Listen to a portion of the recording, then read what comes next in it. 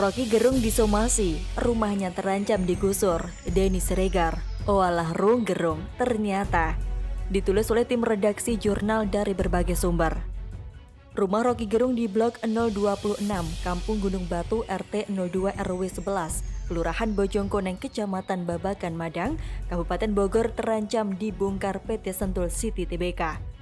Menurut Haris Azhar, selaku pendamping hukum Rocky menyatakan PT Sentul City memberikan waktu 7 kali 24 jam kepada Rocky untuk pembongkaran. Advokat Lokatarus saat dihubungi, Rabu 8 September 2021 mengatakan, memberikan waktu 7 kali 24 jam, apabila tidak membongkar dan mengosongkan, maka akan meminta bantuan Satuan Polisi Pamung Praja untuk merobohkan dan menertibkan bangunan-bangunan. Viralnya kabar ancaman pembongkaran rumah Rocky Gerung tersebut mendapat komentar dari pegiat media sosial Denny Siregar. Melalui akun media sosialnya, @DennySiregar7, dia mengatakan, oalah Rung Gerung, ternyata. Perlu diketahui, ancaman itu tertuang dalam surat somasi PT Sentul City terhadap Rocky Gerung. Total ada 2 surat somasi yang dikirimkan terpisah pada 28 Juli dan 6 Agustus tahun ini. Menurut Haris Azhar, ada 3 poin yang dipaparkan dalam surat somasi. Pertama, memperingatkan Rocky bahwa PT Sentul City pemilik sah tanah seluas 800 meter persegi di Kampung Gunung Batu, RT 02 RW 11, Kelurahan Bojongkoneng. PT Sentul City mengakui tanah tersebut bermodalkan sertifikat hak guna bangunan atau SHGB nomor 2411 dan 2412. Poin kedua, bahwa akan ada tindakan tegas atas dugaan tindak pidana jika Rocky memasuki wilayah tersebut. PT Sentul City mengacu pada pasal 167, 170, dan 385 Kitab Undang-Undang Hukum Pidana atau KUHP yang ancaman hukumannya maksimal 7 tahun penjara. Poin ketiga soal ancaman merobohkan bangunan dengan meminta bantuan Satpol PP jika Rocky tak segera mengosongkan huniannya. Haris mengutarakan, kliennya membeli tanah di Kampung Gunung Batu, RT 02 RW 11, Kelurahan Bojongkoneng pada 2009. Penguasa tanah fisik sebelumnya, lanjut dia, mengantongi surat garapan. Dia menyebut pihak lain tidak bisa mengklaim kepemilikan tanah itu secara sepihak. Sebab dalam hukum pertanahan, terdapat prosedur mengajukan kepemilikan, yakni menguasai fisik. Dia juga mengatakan, sampai di sini pertanyaannya, bagaimana mungkin Sentul City bisa kuasai secara hukum dengan memiliki HGB tanpa pernah kuasai fisik? Haris melanjutkan PT Sentul City juga tak pernah menemui atau meminta tanda tangan Rocky Gerung saat pengukuran tanah oleh Badan Pertanahan Nasional atau BPN. Kata Haris, sampai di situ saja dia yakin HGB itu diterbitkan dengan prosedur yang salah. Oleh karenanya, klaim Sentul City melalui HGB itu patut dipertanyakan. Menanggapi hal tersebut, melansir dari Galamedia, politisi Partai Demokrasi Indonesia Perjuangan atau PDIP, Ruhut Sitompul ikut berkomentar melalui akun Twitter pribadinya @ruhutsitompul pada Kamis 9 September 2021. Kata Ruhut, Rocky menggerung-gerung di somasi PT Sentul City Tbk, masalah lahan yang ditempati bukan miliknya. Nasihat aku untuk RG, belajarlah menunjuk hidung sendiri sebelum menunjuk hidung orang lain, paten merdeka. Ini bagi saya cukup menarik, tidak hanya sosok Gerung si Palu Gada, tetapi juga sengketa lahan ini bisa jadi akan berkembang liar dan narasinya bisa jadi bakal dibelokkan seenak udele oleh Gerung atau orang-orang yang mengidolakan. Seolah ada campur tangan pemerintah seperti biasanya. Dengan sikap kontra terhadap pemerintah yang juga dimiliki oleh netizen yang beranggapan bahwa negara adalah monster yang berhati dingin. Dengan kecurigaan-kecurigaan itulah, seorang Rocky memproduksi propaganda dan menjadikannya sebagai alat agitasi agar dapat eksis. Arogansinya yang kerap memandang sebelah mata terhadap orang lain membuatnya selalu menjadi objek penderita lawan bicaranya di setiap acara talkshow. Disinilah penulis mempertanyakan kembali keilmuan yang dimiliki Rocky Gerung. Jika pengetahuan yang dimilikinya tidak mampu untuk menjaga dan membuat dirinya terhindar dari masalah, apalagi para mahasiswa yang menimba ilmu dari dirinya. Padahal jelas sengketa di atas adalah antara PT Sentul City dan pihak Rocky Gerung. Tinggal nanti dibuktikan di depan pengadilan antar kedua belah pihak.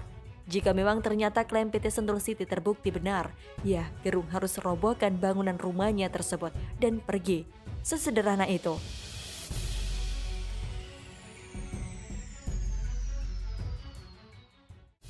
Apa yang diharapkan dari meme, mural, hashtag hingga makian Rocky Gerung selain provokasi? Ditulis oleh Cak Anton di seaword.com. Kita hidup di negara demokrasi, sudah selayaknya semua kritik dan saran bisa ditampung untuk mencari solusi atau cara yang terbaik dari yang baik. Untuk mewujudkan hal itu, kritik haruslah relevan dan rasional. Kalau sekedar memaki seperti Rocky Gerung, yang ada bukan mencari yang terbaik, tetapi menimbulkan kebencian yang berujung pada provokasi. Makian dan cacian adalah cara anak kecil sebelum memulai perkelahian. Sebab itulah yang hanya bisa dilakukan. Anak kecil memang harus kita maklumi, karena wawasannya belum cukup luas untuk bisa memberikan argumen yang rasional dalam sebuah analisa yang dibutuhkan dalam perbedaan pendapat. Jika kita ingat negara ini berjalan pada jalan yang terbaik, tentu saja semua mesti berkontribusi untuk menunjukkan jalan itu. Kritik dan saran yang relevan adalah syarat mutlak sebuah negara demokrasi bisa maju dan tidak pernah menemui jalan buntu. Karena kita semua saling bahu-membahu. Namun lihat yang terjadi, orang-orang yang dianggap sebagai tokoh hanya bisa sekedar memaki dan provokasi. Tak mau memberikan pemaparan yang mencerahkan. Pernyataan-pernyataan mereka cenderung diksi liar yang memantik provokasi. Rendahnya minat baca di negara kita adalah sebagai bukti bahwa kebanyakan dari kita malas untuk mencari tahu sehingga berpotensi segampang itu diprovokasi. Kekuatan judul menjadi prioritas ketimbang isi. Itu sudah membudaya dan sulit untuk diobati. Kemalasan merasuk hingga generasi muda kita. Sekelas BEM yang katanya sebagai mahasiswa yang eksekutif, tetapi hanya bisa mengangkat kartu kuning di depan Jokowi. Hidungnya mekrok karena mendapat riuh tepuk tangan dari oposisi bodoh yang bingung untuk mencari sensasi.